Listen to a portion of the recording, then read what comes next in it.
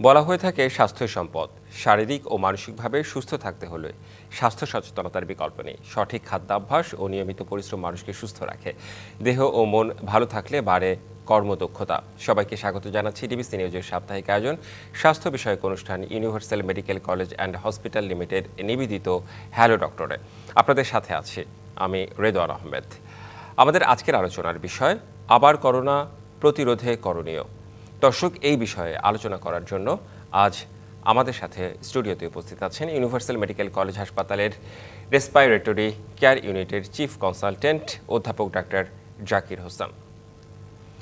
স্ক্রিনে দেখানো নম্বরে আপনারাও ফোন করে নিতে পারেন চিকিৎসকের পরামর্শ। আপনাকে স্বাগত জানাচ্ছি আমাদের আজকের অনুষ্ঠানে। সেই করোনা তো একসময় ছিল, আবারও এই যে করোনার ওয়েব দেখা যাচ্ছে। করোনাটা আসলে কি, আর করোনার উপসর্গগুলো আসলে মানুষ কিভাবে বুঝবে? কারণ ডেঙ্গু, করোনা এইসবের উপসর্গ প্রায় কাছাকাছি। করোনা বা কোভিড এক ধরনের ভাইরাল নিউমোনিয়া, যার সংক্রমণ ক্ষমতা অত্যাধিক। তো এই সংক্রমণ ক্ষমতা বেশির কারণে এবং এখান থেকে জটিলতা তৈরি হওয়ার কারণে এটার গুরুত্ব এত বেশি। আমরা জানি যে 2019 সালে চীনের উহান প্রদেশে এটা প্রথম শনাক্ত হয়। আচ্ছা, উপসর্গগুলো বলতে গেলে উপসর্গগুলো কয়েক রকম আছে। প্রধান যে উপসর্গ সেগুলো হলো fever, chill and sore throat, মানে জ্বর থাকবে, শীত শীত অনুভূতি হবে এবং গলা ব্যথা হবে। এছাড়াও যে সমস্ত সমস্যাগুলো হতে পারে সেগুলো হলো মাসল পেন বা মাংসপেশিতে ব্যথা, ফ্যাটিক, অবসাদগ্রস্ত মনে হবে, তার নাকে রাইনোরিয়া বা নাক দিয়ে পানি ঝরতে পারে, নাক বন্ধ থাকতে পারে, চোখে ব্যথা হতে পারে, মাথা ব্যথা হতে পারে, নাকে আমরা গন্ধ কম শুনি, স্বাদ কম পাই, কাশি হয়, শ্বাসকষ্ট হয়, বুকে ব্যথা হয়, বমি, পেটে ব্যথা, ডায়রিয়া, হোয়াট নট, সব কিছুই হতে পারে। আচ্ছা, উপসর্গে কি কিছু চেঞ্জ এসেছে? মানে আগে যেমন হতো ঠিক এভাবেই কি এখন করোনা আক্রান্ত রোগীরা কি একই রকম উপসর্গ দেখা দেয় তাদের মধ্যে? উপসর্গগুলো কিছু চেঞ্জ আসে, কারণ হলো আপনি খুব ভালোভাবেই জানেন যে ভাইরাসের যে ভেরিয়েন্টসগুলো চেঞ্জ হলে ওর সংক্রমণ ক্ষমতা এবং উপসর্গের মধ্যে কিছু পার্থক্য আসে আর কি। আচ্ছা, এই ভেরিয়েন্টগুলো সম্পর্কে একটু জানতে চাই, যে আমি যদি প্রকারভেদ সম্পর্কে বলি। আসলে এটা সম্বন্ধে সহজভাবে বলতে গেলে যেটা যে প্রতি বছর যেমন আমাদের ফ্লুর যে ভাইরাস আছে সেটাও কিন্তু প্রতি বছর চেঞ্জ হয়, যার জন্য আমরা প্রতি বছর ভ্যাকসিন নেই। তো করোনার ক্ষেত্রে যে জিনিসগুলো, যে প্রথম দিকে এদের যে ভিরুলেন্স যত বেশি ছিল, আক্রমণ ক্ষমতা, আস্তে আস্তে এদের প্যাথোজেনিসিটি মানে সংক্রমণ ক্ষমতা, তারপর রোগীর খারাপ হওয়ার প্রবণতার যে ক্ষমতা, তাদের নিজস্ব ক্ষমতা হ্রাস পাওয়াতে এখন এটা অনেকটাই সহনীয় পর্যায়ে চলে এসছে।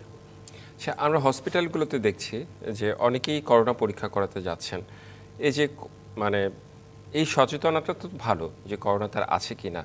আমি একটু জানতে চাই যে চিকিৎসকের পরামর্শ অনুযায়ী যাচ্ছেন তারা, নাকি অনেকেই, এটা তো ডেঙ্গুও হতে পারে, করোনাও হতে পারে, চিকনগুনিয়াও হতে পারে, আপনারা কখন আসলে পরামর্শ দেন যে আপনি করোনা টেস্ট করান? দেখুন, সহজ কথায় বলতে গেলে বলতে হয়, আপনার যদি নিজের সন্দেহ হয় যে I might be attack by corona virus, তাহলেই আপনি পরীক্ষা করতে পারেন। কিন্তু যেহেতু সক্ষমতার ব্যাপার আছে, যে আমাদের রিসোর্সের ব্যাপার আছে, সেই জন্যে আমরা মনে করি যারা মোটামুটি কনভিন্সড, যে প্রধান যে উপসর্গ যেগুলো বললাম সেগুলো যদি থাকে, যেমন জ্বর, শীত শীত অনুভূতি হওয়া, গলা ব্যথা, এইরকম কিছু থাকলে, তার যদি মনে হয় যে আগে যেরকম জ্বর হয়েছিল এটা একটু প্যাটার্নটি অন্যরকম, খুব বেশি উইক করে ফেলছে, সেখানে তবে অবশ্যই চিকিৎসকের পরামর্শে যাওয়াটা ভালো। আচ্ছা, কারো যদি করোনা পজিটিভ হয়, করোনা আক্রান্ত হয়, সেই ক্ষেত্রে আমরা 2019 সালে আমরা আইসোলেশন, আমরা হচ্ছে কোয়ারেন্টাইন, এইসব শব্দগুলো বলতাম, আলাদা হয়ে যাওয়া। এই আইসোলেশন, কোয়ারেন্টাইন এখনও কি গুরুত্বপূর্ণ কেউ যদি করোনা আক্রান্ত হয়? দেখুন, এই জিনিসগুলো হলো সবসময় গুরুত্বপূর্ণ, সতর্কতা আসলে সবসময় গুরুত্বপূর্ণ। আচ্ছা, এই কোয়ারেন্টাইন শব্দটার সাথে আসলে আমরা 2020 থেকে আমরা বেশি পরিচিত হই। তো কোয়ারেন্টাইন মানে হচ্ছে আলাদা করে রাখা। কোয়ারেন্টাইন আর আইসোলেশন, এই দুইটা, আপনি খুব ভালো একটা প্রশ্নের অবতারণা করেছেন। কোয়ারেন্টাইন হলো কেউ যদি কোনো একটা এরিয়া থেকে আসছে যেখানে এই সংক্রমণের প্রবণতা অনেক বেশি, তো he or she whether they are infected or not আমরা জানি না, তখন তাদেরকে আমরা কোয়ারেন্টাইন করে রাখি। সেই কোয়ারেন্টাইন, সেটা মেডিকেল ফ্যাসিলিটিস দরকার নেই। আইসোলেশন হলো যে ইনফেক্টেড, যে ডিজিজড, সে এই ডিজিজটা ছড়াবে, তা আবার মেডিকেল ফ্যাসিলিটিসের দরকার, তাকে একটা মেডিকেল ফ্যাসিলিটিসের মধ্যে আলাদা করে রেখে চিকিৎসা দেওয়া, সেটাকে আইসোলেশন বলি আমরা। আচ্ছা, কেউ করোনা আক্রান্ত হলে দীর্ঘমেয়াদী জটিলতা দেখা দিতে পারে কিনা এই সময়ে? হ্যাঁ, দীর্ঘমেয়াদী জটিলতা দেখা দিতে পারে। প্রথম দিকে আমরা যখন করোনার সাথে পরিচিত হই, আসলে করোনাও আমাদেরকে চিনতো না, আমরাও করোনাকে চিনতাম না। তো যার জন্যে তার অনেক নেচার আমরা জানতাম না। আমরা থিওরিটিক্যালি অনেক কিছু জানতাম, যে কাউকে কাউকে দেখতাম যে 1 মাস যাবৎ, 2 মাস, 3 মাস, 6 মাস যাবৎ সে ভুগছে। কিন্তু ইন্টারেস্টিং জিনিস হলো যে আমরা এখনও দেখছি যে তখন যারা করোনা আক্রান্ত ছিল তারা এখনও কিছু কিছু দীর্ঘমেয়াদী সমস্যায় ভুগছেন। হ্যাঁ, এটাকে লং কোভিড বলে। সেই দীর্ঘমেয়াদী সমস্যাগুলো হলো অবসাদগ্রস্ততা, হ্যাঁ, তার কিছু রেসপিরেটরি সমস্যা, শ্বাসের, হ্যাঁ, কারো কারো দেখা যাচ্ছে যে অ্যাজমার এটা কত বেশি হতো না, অ্যালার্জির এগুলো অত বেশি ছিল না, এগুলো আনএক্সপ্লেইনড ওয়েতে এগুলো বেড়ে গেছে। তার নিউরোলজিক্যাল সমস্যা, নার্ভের কিছু সমস্যাগুলো বেশি, হ্যাঁ, এই জাতীয় অনেক কিছু আমরা পাচ্ছি, যেটাকে আমরা লং কোভিড বা পোস্ট কোভিড বলে থাকি। তাহলে এখন যারা আক্রান্ত হচ্ছে তাদেরও তো এই ধরনের সমস্যা হতে পারে? অবশ্যই হতে পারে। আচ্ছা, আমি একটু আমার আশেপাশে যারা থাকেন, আমি তাদের সঙ্গে যখন করোনা নিয়ে কথা বলি, আমি যখন ভ্যাকসিনের কথা নিয়ে ইস্যু নিয়ে কথা বলি, তখন তাদের অনেকে বলে না আমি আর ভ্যাকসিন দেবো না, কারণ হচ্ছে এর আগে যখন ভ্যাকসিন নিচ্ছি আমার পার্শ্ব প্রতিক্রিয়া হচ্ছে, আমার এই ঝামেলা হচ্ছে। ব্যাপারটা কি ভ্যাকসিন নেওয়ার কারণে পার্শ্ব প্রতিক্রিয়া হচ্ছে, নাকি হচ্ছে করোনা আক্রান্ত হওয়ার জন্যও তো পার্শ্ব প্রতিক্রিয়া থাকতে পারে? এই যে দীর্ঘমেয়াদী যে সমস্যাগুলো, মানুষের মধ্যে এই ধরনের একটা টেন্ডেন্সি দেখা যাচ্ছে, অনেকের মধ্যে, সবার মধ্যে না। তো কি বলবেন এই যে ভ্যাকসিনের বিষয়ে? ভ্যাকসিনের ব্যাপারটা আসলে হলো কি, যে ভ্যাকসিনটা এবার যে ভ্যাকসিনটা এসেছিল সেটা খুব তাড়াহুড়া করে এসছে। কিন্তু তাড়াহুড়া করে আসলো কেন? না এসেও তো উপায় নেই। আপনি লাইফ সেভ করবেন, হ্যাঁ, নাকি পার্শ্ব প্রতিক্রিয়া নিয়ে চিন্তা করবেন? তো আমরা দেখেছি যে সব ভ্যাকসিনেরই সবসময় কিছু পার্শ্ব প্রতিক্রিয়া থাকে। এইখানে ছিল না বা থাকবে না সেটা আমরা বলতে পারি না। তবে এই ভ্যাকসিন নেওয়ার ফলে আমরা দেখেছি যে রোগের জটিলতা কমেছে, তার সিভিয়ারিটি কমেছে, হ্যাঁ, লোকজন মৃত্যুর হার কমেছে, হসপিটালাইজেশনের রেট কমেছে। তো যে কোনো ভ্যাকসিনেরই কিছু জটিলতা থাকে, এবং কোভিডের ক্ষেত্রে যে একদম ছিল না এটা আমরা বলতে পারবো না। এখন যারা যদি কেউ ভ্যাকসিন নিতে চান, সেই ক্ষেত্রে আসলে ভ্যাকসিন কি অ্যাভেলেবেল, কিংবা আমরা আগে যে ভ্যাকসিনগুলো দিয়েছি এখনকার অবস্থাটা আসলে কি? এখনকার একদম যে অবস্থা, এই ভ্যাকসিনেশনের ব্যাপারে বলা হয় যে এটা একটা ন্যাশনাল প্রোগ্রামের মধ্যে থাকে আর কি, হ্যাঁ, ওই নেশন ডিসাইড করে যে তারা তাদের অবস্থা অনুযায়ী কখন কি ভ্যাকসিন নেবে। তো আমাদের দেশে সোফার এখন কিছু ভ্যাকসিন, আগে যেই ভ্যাকসিনগুলোর নিয়ে কাজ করা হচ্ছিল, হ্যাঁ, সেই ভ্যাকসিন কিছু আমাদের দেশে এখনও অ্যাভেলেবেল, কিন্তু সেই ভ্যাকসিনগুলো এখানে কতখানি কার্যকর হবে এই ব্যাপারে এখনও নিশ্চয়তা পাওয়া যায়নি। ধরন তো চেঞ্জ হয়ে গিয়েছে, রাইট, এই জন্য এই ব্যাপারে এখনও সিদ্ধান্ত হয়নি।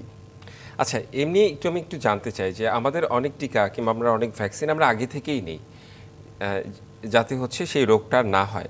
করোনার ক্ষেত্রে আমরা লক্ষ্য করেছি যে করোনা আক্রান্ত হওয়ার পর আর পরবর্তীতে যাতে এই ভাইরাস অ্যাটাক না করে সে সময় আমরা ভ্যাকসিন নিতাম। ভ্যাকসিনের বিষয়ে একটু বেশি আলোচনা হয়ে যাচ্ছে, আর অন্যান্য বিষয় নিয়ে আলোচনা করব। করোনার ক্ষেত্রে কি আগে ভ্যাকসিন নেওয়া, মানে সচেতনতার জন্য এরকম কোনো ইস্যু থাকতে পারে? হ্যাঁ, ডেফিনেটলি ভ্যাকসিন সম্বন্ধে আমাদের একটা ভ্রান্ত ধারণা থাকে যে আমি ভ্যাকসিন নিলাম মানে আমি টোটালি ইমিউন, আমার হবে না। হ্যাঁ, it's not like that. Actually vaccine নেওয়ার মানেটা হলো যে আমার ক্ষেত্রে হওয়ার সম্ভাবনা কম থাকবে, যদি আমার হয়ও সেখানে আমার প্রতিরোধ ক্ষমতা বেশি থাকবে, আমার ক্ষেত্রে জটিলতা কম হবে। দেখা যাবে যে আমার হয়তো হসপিটালে যেতে হতো, সেটা যেতে হচ্ছে না, অথবা আমার হসপিটালে যেতে হলো, গিয়ে হয়তো আমাকে আইসিইউতে যেতে হতো, সেটা হচ্ছে না, জটিলতা কম হয়। সুতরাং ভ্যাকসিনের ডেফিনেটলি উপকার আছে, but it's not like that যে ভ্যাকসিন নেব আমার আর হবে না। জি, আমার আরও অনেক প্রশ্ন রয়েছে। কারা কারা ঝুঁকিপূর্ণ, এছাড়া আসলে কেউ করোনা হলে কিভাবে এই মুহূর্তে থাকা উচিত, আগে তো আমরা একটু অন্যরকমভাবে চিন্তা করতাম, এই সার্বিক বিষয় নিয়ে আলোচনা করতে চাই। একটা বিরতিতে আমাদের যেতে হবে, বিরতির পর ফিরে এসে আমরা আলোচনা করব universal medical college and hospital limited নিবেদিত হ্যালো ডক্টরের নিচ্ছে একটি বিরতি। সঙ্গেই থাকুন। আবারও স্বাগত রিভিউ নিয়ে যে সাপ্তাহিক আয়োজন স্বাস্থ্য বিষয়ক অনুষ্ঠান universal medical college and hospital limited নিবেদিত হ্যালো ডক্টরে। আজকের আলোচনার বিষয় আবার করোনা প্রতিরোধে করণীয়। আলোচনা করতে আমাদের সাথে স্টুডিওতে আছেন ইউনিভার্সাল মেডিকেল কলেজ হাসপাতালের রেসপাইরেটরি কেয়ার ইউনিটের চিফ কনসালটেন্ট অধ্যাপক ডাক্তার জাকির হোসেন সরকার। বিরতির পর আবারও স্বাগত জানাচ্ছি। বেশ কিছু প্রশ্ন রয়েছে আপনার কাছে আমার। সেটা হচ্ছে যে করোনায় যদি কেউ আক্রান্ত হয় বেসিক্যালি শরীরের কোন অংশটুকু আক্রান্ত হয়? ফুসফুস নিশ্চয়ই। হ্যাঁ, এয়ারওয়ে আর কি, নাক থেকে শুরু করে মেইনলি এটা, তারপরে আচ্ছা। আলটিমেটলি গিয়ে যে শরীরের কোনো সিস্টেমই শেষ পর্যন্ত গিয়ে আর বাদ থাকে না। হ্যাঁ, আপনার নার্ভ থেকে শুরু করে ব্রেন, হার্ট, দেখবেন যে যাদের করোনা হয়েছিল তাদের হার্ট অ্যাটাকের প্রবণতা বেশি ছিল। এবং হ্যাঁ, এমন কোনো সিস্টেম আলটিমেটলি বাকি থাকে না যেটা ইনভলভ না হয়। কিন্তু initially it's a sort of pneumonia, it's a viral pneumonia, কিন্তু পরে এটা প্রোগ্রেস করে যায়। আচ্ছা, তাহলে ঝুঁকিপূর্ণ কারা? আমি যদি বলি ঝুঁকিপূর্ণ কাদেরকে বলবো? যাদের ডায়াবেটিস আছে, কিডনির সমস্যা আছে, হার্টের সমস্যা আছে তারা, কিংবা যারা ধূমপান বেশি করে তারা? সুন্দর, আপনি তো আসলে সবই বলে ফেললেন। হ্যাঁ, না, তারপরে আপনার কাছ থেকে জানতে চাই হ্যাঁ, আসলে। না, আপনি খুব খুব ভালো বলেছেন, আই অ্যাপ্রিশিয়েট। তো সাধারণভাবে আমরা যেটা, যেমন যাদের বয়স বেশি 65+, হ্যাঁ, তাদের ক্ষেত্রে ঝুঁকি বেশি। তারপরে যাদের কোমরবিডিটিস আছে, আপনি যেটা বললেন, যাদের দীর্ঘমেয়াদী ফুসফুসের রোগ আছে, হ্যাঁ, যেমন ব্রঙ্কাইটিস, এটা একটা, আরও অনেক কিছু থাকে, অথবা আপনার হার্টের সমস্যা থাকে, কিডনির সমস্যা থাকে, কিংবা যারা রোগ প্রতিরোধ ক্ষমতা যাদের কম, যারা ইমিউনো কম্প্রোমাইজড, হ্যাঁ, লাইক আপনি জানেন, গুরুত্বপূর্ণ বিষয়। হ্যাঁ, যেমন ডায়াবেটিস আছে, যাদের এইচআইভি আছে, এদের ক্ষেত্রে এটা এরা বেশি ঝুঁকিপূর্ণ। আরেকটা ঝুঁকির ব্যাপার, সেটা হলো সারা ওয়ার্ল্ডে যেটা আমরা জানি, সেটা হলো অবেসিটি। হ্যাঁ, যাদের ওজন বেশি, এরা কিন্তু অত্যন্ত ঝুঁকিপূর্ণ, এবং এদের এই যখন কোভিড হয় তাদেরকে ম্যানেজ করা খুব কঠিন হয়ে যায়। আচ্ছা, যাদের ওবেসিটি আছে, রাইট। আচ্ছা, সেই ক্ষেত্রে তাদের ট্রিটমেন্টগুলো নিশ্চয়ই আপনারা আসলে অন্যভাবে করেন। আমি একটু জানতে চাই যে কোভিডে আমরা যখন ছিল 2019-20 সালে, আমরা সরঞ্জামাদির বিষয় দেখেছি অনেক সময় হচ্ছে মানে হসপিটালগুলোতে জায়গা নাই, রোগীরা ঠিকভাবে ট্রিটমেন্ট পাচ্ছে না। বর্তমান অবস্থাটা আসলে কি হসপিটালগুলোতে? বর্তমানের অবস্থা যে ইদানিং প্রত্যেকটা হাসপাতালে, হ্যাঁ, একটা সবাই আশঙ্কা করছে যে নতুন একটা ওয়েভ হয়তো আসছে। এখন কিছু কিছু রোগী আমরা পাচ্ছি, সবগুলো হাসপাতালে প্রস্তুতি নিচ্ছে। তো আসার ব্যাপার হলো যেটা, সেটা হলো যে প্রথম যখন কোভিড হলো, সেখানে কোভিডে কিন্তু সাধারণত মাইল্ড, মডারেট, সিভিয়ার, হ্যাঁ, তিনটা প্রকার থাকে। সিভিয়ার যখন হয় তখন হসপিটালাইজেশনের দরকার হয়। প্রথম যতখানি আতঙ্ক ছড়িয়েছে, যত লোক গিয়ে হসপিটালে ভর্তি হয়েছে, আসলে তত লোকের হসপিটালাইজড হওয়ার দরকার ছিল না। হ্যাঁ, দেখা গেছে, গবেষণায় দেখা গেছে যে 15% লোকের হসপিটালাইজেশনের দরকার হয় যারা ইনফেক্টেড। তো এখন কিন্তু এই হসপিটালাইজেশনের রেট অনেক কমে গেছে। হ্যাঁ, এখন এটা 3%-এ চলে আসছে। সুতরাং আমরা আশা করি যে সেই লোড আমরা আর ফেস করব না। এটা আশা করাই যায়। হ্যাঁ, এবং এটার কারণ যেটা, সেটা হলো একটা, প্রথমে আমরা যেটা আলাপ করেছিলাম যে ভাইরাসের যে প্যাথোজেনিসিটি সেটা কমেছে, ভিরুলেন্স কমে গেছে, 1 নম্বর। 2 নম্বর হলো আসলে চিকিৎসা সম্বন্ধে তো আমাদের প্রথম দিকে অত ভালো ধারণা ছিল না, সেই চিকিৎসাটা আমরা এখন আরও ভালোভাবে দিতে পারছি। আর তৃতীয় যেটা, সেটা হলো আপনি যেটা বলেন, ভ্যাকসিনেশন। যে লোকগুলো ভ্যাকসিনেটেড থাকে তাদের ক্ষেত্রে সিভিয়ারিটি কম হয়। সুতরাং এই জায়গায় আমাদের একটা স্বস্তির জায়গা আছে। এই জায়গায় একটু স্বস্তির জায়গা আছে। না, আগে দেখতাম না যে অক্সিজেন সিলিন্ডার সহ সংশ্লিষ্ট যেসব করোনা সংশ্লিষ্ট ইকুইপমেন্ট, সেই জিনিসগুলো কি আছে? মানে আছে মানে এখন এইভাবে বলতে গেলে, যে যদি সহজভাবে বলে তাহলে আমরা তো প্রথমে বলতে হবে নাই। আচ্ছা, হ্যাঁ, নেই এই কারণে যে আমাদের যতটা প্রয়োজন ততটা নেই। সত্যি কথা, জটিলতা এখন পর্যন্ত আপাতত দেখা যাচ্ছে না, তাই তো? ততটা নেই। তবে গভর্নমেন্ট সাপোর্ট যে হসপিটালগুলো আছে সবগুলোতেই তো অক্সিজেন আছে। এখন কথা হলো যে আপনি যে অক্সিজেনগুলো দিব, সেই অক্সিজেন একটা রোগীর কি পরিমাণে লাগবে, কি হারে লাগবে, কোন ইনস্ট্রুমেন্ট দিয়ে তাকে অক্সিজেন সাপ্লাই দেবো, সেগুলো সব জায়গায় আছে কিনা, সেগুলো আসলে সব জায়গায় নেই। তবে নর্মাল যে অক্সিজেনেশন, যেগুলো আমরা সিলিন্ডার দিয়ে দিই, হ্যাঁ, এইরকম অক্সিজেনেশন সব জায়গায় আছে। সাফিসিয়েন্ট কিনা এই প্রশ্নের জবাব আমি আসলে না, এটা খুবই স্বাভাবিক। কারণ এখন তো আসলে ওই সময় যে মহামারী, এখন তো আসলে একটা ওয়েভ চলছে, কিন্তু সেভাবে আসলে অ্যালার্মিং বিষয় যে সবারই হচ্ছে, মারা যাচ্ছে, এমন কোনো কিছু দেখছি না সে সময় যেটা হয়েছিল। আমি একটু সাবধানতার বিষয় আপনার কাছে জানতে চাই। কেউ যদি করোনা আক্রান্ত হয়, কিংবা সাধারণ মানুষ আসলে কি কি সাবধানতা অবলম্বন করা উচিত যে কোনো রোগ থেকে বাঁচার জন্য? সাবধানতা আসলে 2 রকম। একটা হলো যে নিজের জন্য সাবধান থাকা, হ্যাঁ, এটা হলো এক। আরেকটা হলো যে অন্যের জন্য আমি নিজে সাবধানতা অবলম্বন করতে পারি অন্যে যাতে আমার দ্বারা ইনফেক্টেড না হয়। তাহলে আমার জন্য যেটা, সেটা আমরা সবাই জানি যে ডিস্টেন্সিং, আমরা 1 মিটার দূরে থাকব লোকজনের, মাস্ক পরবো, যখন পাবলিক গ্যাদারিংয়ে গেলে আমরা মাস্ক পরবো, হ্যাঁ, আর হ্যান্ড ওয়াশিং করবো আর কি। আর অন্যরা যাতে আমার দ্বারা ইনফেক্টেড না হয়, সেই ক্ষেত্রে আমি যদি মনে করি যে আমার এরকম ফ্লু লাইক সিমটম আছে, আমার একটু জ্বর হাঁচি টাচি আছে, তাহলে আমি একটু নিজেকে একটু দূরে রাখলাম। সেটা আমি টেস্ট না করার আগেও সেই সাবধানতা অবলম্বন অবশ্যই করতে হবে। তারপরে আমি পাবলিক প্লেসটা অ্যাভয়েড করলাম। আরেকটা হলো যে যেটা আমাদের খুব বড় একটা দুর্বলতা, সেটা হলো যে আমরা রেসপিরেটরি এটিকেট যেটা, হ্যাঁ, আমরা হাঁচি কাশি দেওয়ার সময় আমরা এই কনুইয়ের ভাঁজের মধ্যে দিতে পারি অথবা টাওয়েল নিয়ে দিতে পারি, কারণ এই ড্রপলেটের মাধ্যমেই তো ছড়ায়। এগুলো যদি আমি ছড়াতে না দিই, তাহলে অ্যাটলিস্ট আমি আমার কাছে যে আছে, হ্যাঁ, আমরা 3 কোশ্চেন্সে পড়েছিলাম না যে the person near by is the most important person, যে আমার নিয়ার বাই যে আছে আমি তাকে এই প্রোটেকশনটা আমি দিলাম। এভাবে নিজের। আরেকটা হলো যে ভ্যাকসিনেশন, যখন ভ্যাকসিন অ্যাভেলেবেল হবে আমরা ভ্যাকসিনেটেড হয়ে যাওয়া উচিত আর কি। হ্যান্ডশেক করার ব্যাপারটা একটু আমি জানতে চাই, মানে এটা তো খুব কমন বিষয়। তো আমি যদি কোনো জ্বরে আক্রান্ত হই, সেক্ষেত্রে তো আমার সেখান থেকে বিরত থাকা উচিত না? ডেফিনেটলি, এটা আপনি খুব সুন্দর বলেছেন যে হ্যান্ডশেক মানে কি, আমি যখন এই যে আমরা হাঁচি কাশি দেওয়ার সময়, ইভেন কথা বলার সময় কিছু ড্রপলেট হাত দিয়ে এটা তো দেয়াই উচিত না, আমরা তো নিষেধ করি যে হাত মুখে নাকে যথাসম্ভব না দেয়া।